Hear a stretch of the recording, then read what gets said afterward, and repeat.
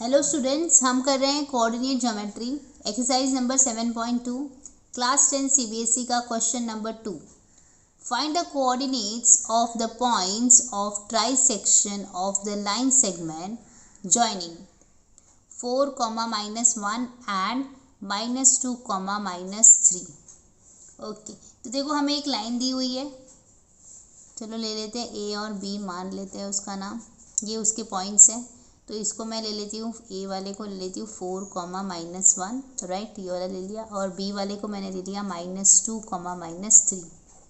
ठीक है, try section हुआ है मतलब 3 इक्वल पार्ट में डिवाइडेड है। तो चलो कर देते हैं एक पहला पार्ट और ये दूसरा पार्ट, मतलब 3 इक्वल पार्ट। देखो ये first part, second part and third part.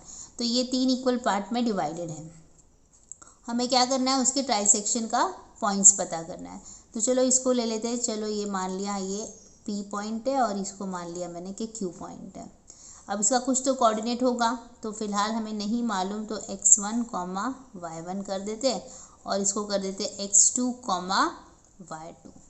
तो मतलब हमें P का कोऑर्डिनेट निकालना है और Q का कोऑर्डिनेट निकालना है। ठीक है, अब देखो यहाँ पे एक समझने वाली बात ये है कि ये क्योंकि ट्राई सेक्शन है तो मतलब तीनों इक्वल पार्ट में डिवाइड है, मतलब AP equal to PQ equal to QB। ठीक है, इसका मतलब सबका रेशियो 1:1:1 ऐसे होगा, राइट। एक पार्ट ये, एक पार्ट ये, एक पार्ट ये, तो ऐसे 3 पार्ट में ये डिवाइडेड है क्योंकि ये ट्राई सेक्शन मतलब तीनों को इक्वल पार्ट में डिवाइड किया है, राइट। तो पहले हम लोग P का कोऑर्डिनेट फाइंड करेंगे। P का कोऑर्डिनेट कैसे फाइंड करेंगे देखते हैं। यहाँ पे लिखेंगे to find P x1, y1।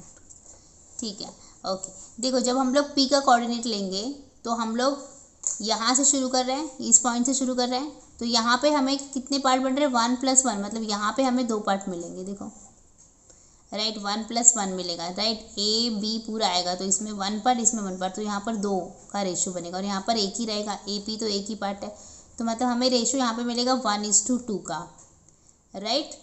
समझ में आ रहा है? ओके, तो देखो हमें x1 कैसे मिलेगा। x1 हम कैसे निकालेंगे, हम यहाँ पे लिखेंगे x1 इक्वल टू, रेशियो क्या है 1:2 है, तो 2 × 4 प्लस 1 × -2,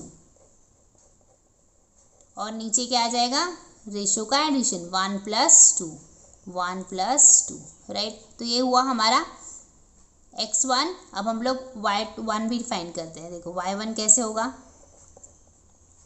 y1 होगा मतलब हमें y के पॉइंट्स लेने होंगे।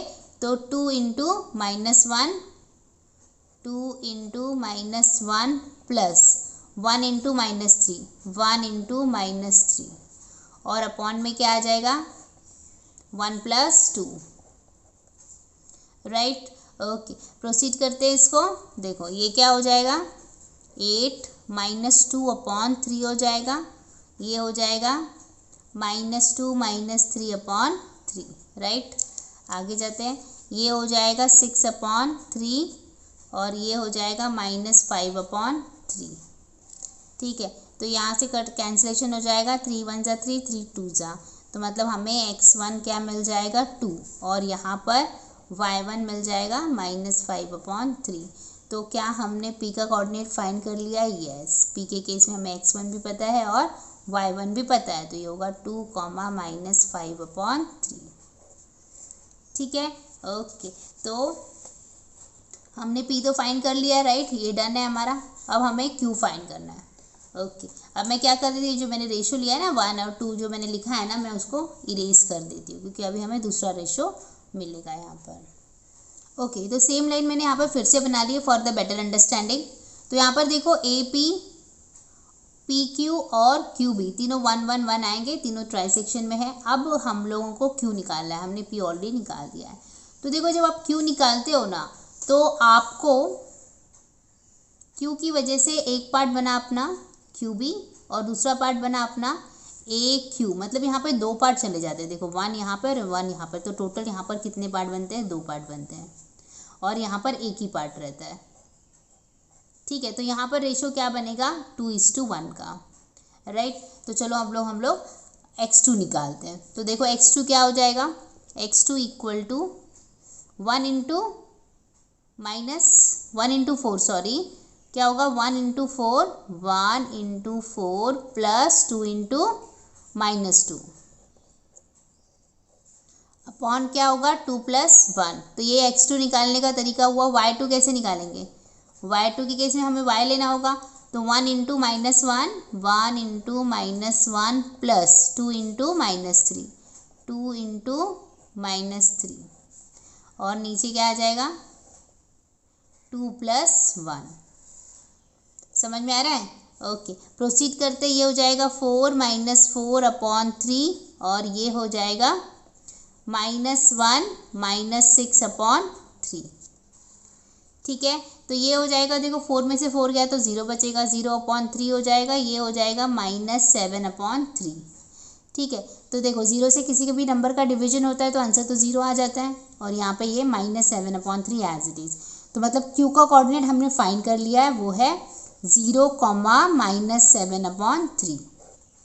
ठीक है, तो फाइनली हमने P का भी कोऑर्डिनेट फाइंड किया है जो कि 2, -5/3 है, और Q का भी कोऑर्डिनेट फाइंड कर लिया है जो कि 0, -7/3 है। ठीक है, तो ये क्वेश्चन यहाँ पर ख़त्म हो जाता है। आई होप आपको समझ में आया है। Keep watching, keep learning. Thank you.